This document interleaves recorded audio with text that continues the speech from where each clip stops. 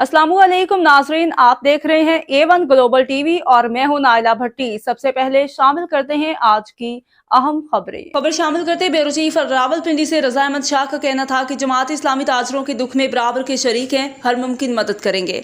जमात इस्लामी जिला रावलपिंडी के नायब अमीर उम्मीदवार बराए सूबाई असम्बली PP18 रज़ा अहमद शाह ने गुज़श्ता रोज़ मरी रोड पर वाक़या मारूफ तिजारती मरकज़ राबी गल्फ सेंटर में आतिशज़दगी से मुतासरा प्लाजो का दौरा किया और ताजरों से मुलाकात की। इस मौका पर ताजरों ने रज़ा अहमद शाह से बातचीत के दौरान बताया कि इंतजामिया की नाअहली की वजह से आतिशज़दगी को कंट्रोल न किया जा सका।